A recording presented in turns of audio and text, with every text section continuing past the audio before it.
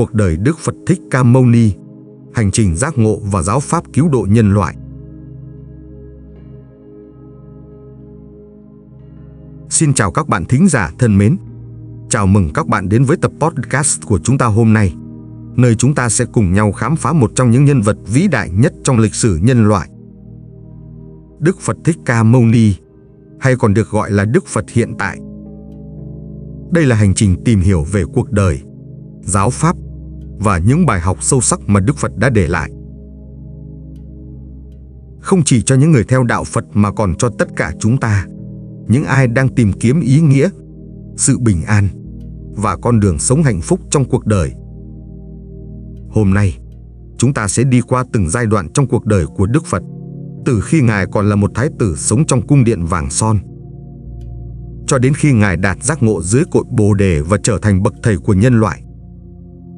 Chúng ta cũng sẽ tìm hiểu về giáo pháp của Ngài, những lời dạy vượt thời gian, giúp hàng triệu người tìm thấy ánh sáng trong bóng tối của khổ đau.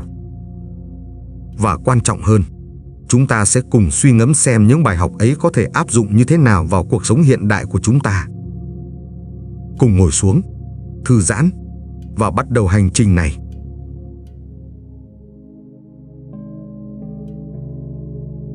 Phần 1. Cuộc đời Đức Phật từ thái tử đến bậc giác ngộ. Sự ra đời của thái tử Tất Đạt Đa. Hơn 2.500 năm trước, tại một vương quốc nhỏ ở miền Bắc Ấn Độ, một cậu bé được sinh ra trong một gia đình hoàng tộc thuộc dòng họ Thích Ca. Cậu bé ấy được đặt tên là Tất Đạt Đa Cồ Đàm, Siddhartha Gautama.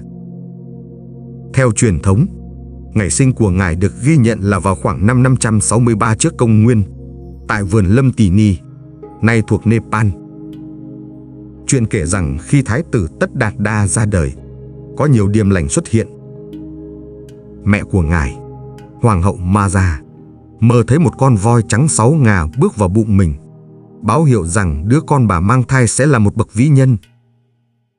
Sau khi sinh, thái tử được các nhà tiên tri nổi tiếng dự đoán rằng nếu ở lại cung điện, cậu bé sẽ trở thành một vị vua vĩ đại thống nhất thiên hạ. Nhưng nếu từ bỏ cuộc sống thế tục, cậu sẽ trở thành một bậc giác ngộ, cứu độ chúng sinh. Cha của thái tử, vua Tịnh Phạn, muốn con trai mình trở thành một vị vua vĩ đại, nên đã tạo ra một cuộc sống hoàn hảo cho Tất Đạt Đa. Ngài được sống trong những cung điện nguy nga, được học văn võ song toàn và được bảo vệ khỏi mọi đau khổ của thế gian. Nhưng liệu một cuộc sống hoàn hảo như vậy có thực sự mang lại hạnh phúc vĩnh cửu? Chúng ta sẽ sớm tìm hiểu. 4 lần nhìn thấy sự thật. Mặc dù sống trong nhung lụa, thái tử Tất Đạt Đa luôn cảm thấy một sự trống rỗng trong tâm hồn. Ngài tò mò về thế giới bên ngoài cung điện, nơi mà cha Ngài cố gắng che giấu. Một ngày nọ, thái tử quyết định rời cung điện để khám phá. Trong những chuyến đi ấy, Ngài đã chứng kiến 4 cảnh tượng làm thay đổi hoàn toàn cuộc đời mình. Lần đầu tiên, Ngài thấy một ông lão già nua, lưng còng, bước đi khó nhọc. Ngài kinh ngạc khi biết rằng tất cả mọi người rồi cũng sẽ già đi. Lần thứ hai, Ngài thấy một người bệnh tật, đau đớn nằm bên đường. Lần thứ ba, Ngài nhìn thấy một thi thể được mang đi chôn cất và nhận ra rằng cái chết là điều không thể tránh khỏi. Những cảnh tượng này khiến thái tử bàng hoàng. Cuộc sống mà Ngài từng nghĩ là hoàn hảo giờ đây hiện lên đầy dẫy khổ đau.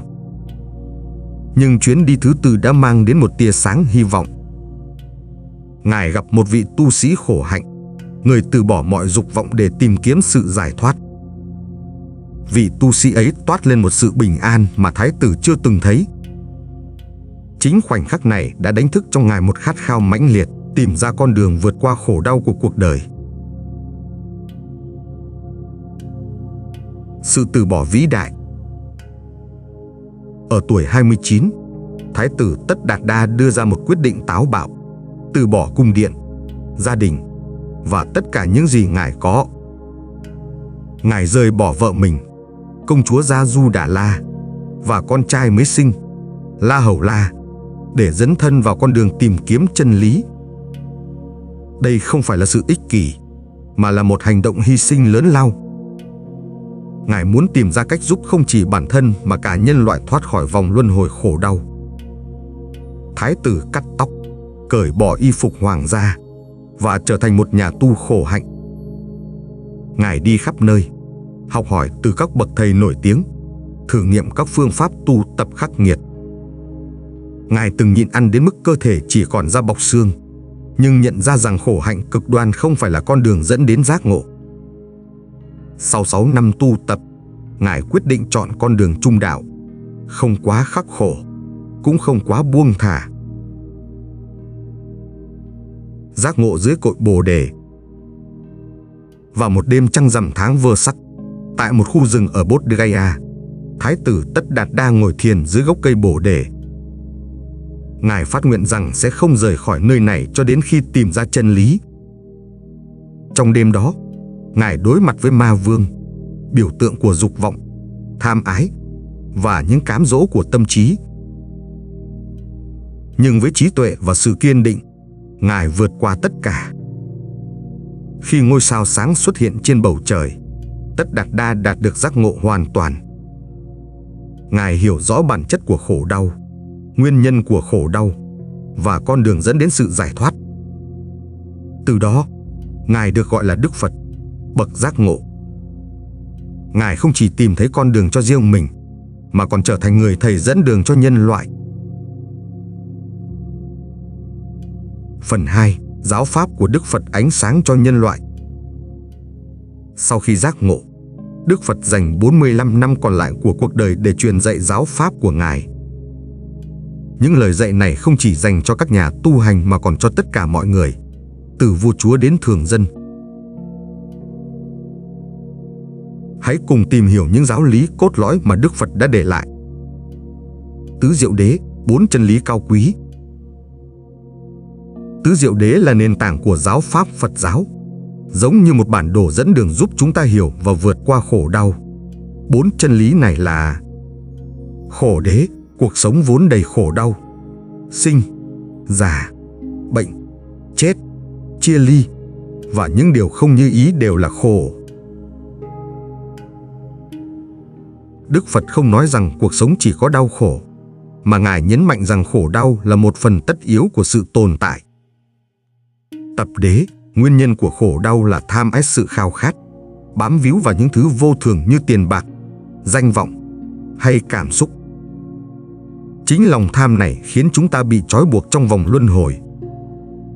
Diệt đế, có một trạng thái vượt qua khổ đau, gọi là Niết Bàn. Đó là trạng thái tâm thanh tịnh, tự do hoàn toàn khỏi tham, sân, si. Đạo đế, con đường dẫn đến Niết Bàn là bát chánh đạo, gồm 8 nhánh là chánh kiến, chánh tư duy, chánh ngữ, chánh nghiệp, chánh mạng, chánh tinh tấn, chánh niệm và chánh định. Đây là con đường thực hành để sống một cuộc đời tỉnh thức và ý nghĩa. Bát chánh đạo, con đường 8 nhánh. Bát chánh đạo không phải là những quy tắc cứng nhắc, mà là một lối sống giúp chúng ta rèn luyện tâm trí và hành động. Ví dụ, chánh ngữ khuyến khích chúng ta nói lời chân thật, không gây tổn thương. Chánh niệm dạy chúng ta sống trong hiện tại, chú tâm vào từng khoảnh khắc.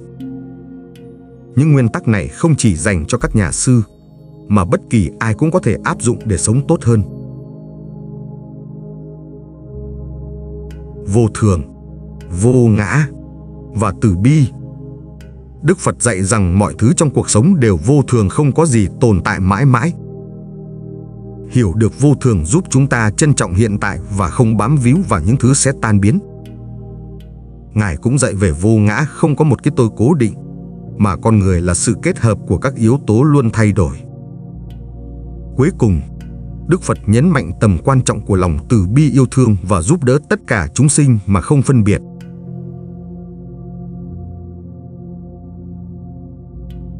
Phần 3. Đức Phật trong thế giới hiện đại. Hơn 2.500 năm đã trôi qua, nhưng giáo pháp của Đức Phật vẫn còn nguyên giá trị. Trong thế giới hiện đại, khi chúng ta đối mặt với căng thẳng, lo âu và sự phân tâm từ công nghệ, những lời dạy của Ngài như một ngọn đuốc soi sáng. Chánh niệm và thiền định. Chánh niệm, một khái niệm cốt lõi trong Phật giáo, đã trở thành một xu hướng phổ biến trên toàn cầu. Các nghiên cứu khoa học hiện đại cho thấy thiền chánh niệm giúp giảm căng thẳng, cải thiện sức khỏe tinh thần và tăng cường khả năng tập trung. Những kỹ thuật này bắt nguồn từ chính những lời dạy của Đức Phật, khi Ngài khuyến khích chúng ta sống trong hiện tại, quan sát tâm trí mà không phán xét. Lòng từ bi trong xã hội. Trong một thế giới đầy xung đột và chia rẽ, lòng từ bi của Đức Phật là liều thuốc chữa lành. Ngài dạy rằng tất cả chúng sinh đều liên kết với nhau, và việc giúp đỡ người khác cũng chính là giúp đỡ chính mình. Những phong trào từ thiện, bảo vệ môi trường hay đấu tranh cho công bằng xã hội đều có thể được truyền cảm hứng từ tinh thần từ bi của Phật giáo. Vượt qua khổ đau cá nhân. Cuộc sống hiện đại mang đến nhiều áp lực công việc, tài chính, các mối quan hệ. Giáo pháp của Đức Phật nhắc nhở chúng ta rằng khổ đau không phải là điều gì đó cần trốn tránh, mà là cơ hội để học hỏi và trưởng thành. Bằng cách thực hành chánh niệm, buông bỏ tham ái và nuôi dưỡng lòng từ bi, chúng ta có thể tìm thấy sự bình an ngay giữa những khó khăn.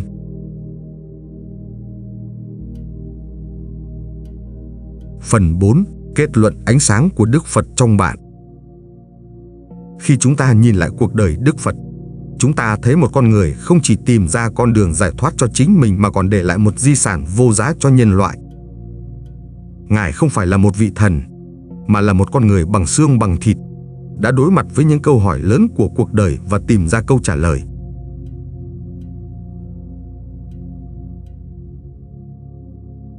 Các bạn thân mến, hành trình tìm hiểu về Đức Phật không chỉ là câu chuyện về một nhân vật lịch sử, mà còn là lời mời gọi chúng ta nhìn vào chính mình. Trong mỗi chúng ta đều có một hạt giống giác ngộ, chờ được đánh thức. Có thể bạn không cần phải ngồi dưới cội Bồ Đề hay từ bỏ mọi thứ, nhưng bạn có thể bắt đầu bằng những bước nhỏ, sống chánh niệm, thực hành lòng từ bi và trân trọng từng khoảnh khắc.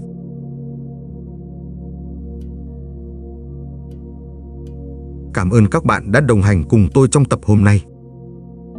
Nếu bạn thấy câu chuyện này truyền cảm hứng, hãy chia sẻ với bạn bè và tiếp tục khám phá giáo pháp của Đức Phật trong cuộc sống của bạn. Hãy nhớ rằng, con đường giác ngộ không ở đâu xa, nó bắt đầu ngay từ tâm hồn bạn. Hẹn gặp lại các bạn trong những tập tiếp theo. Chúc các bạn bình an và hạnh phúc. Nam mô Tây phương cực lạc thế giới tam thập lục vạn ức, nhất thập nhất vạn, cửu thiên ngũ bá, đồng danh đồng hiệu, đại từ đại bi phổ độ chúng sanh. A Di Đà Phật.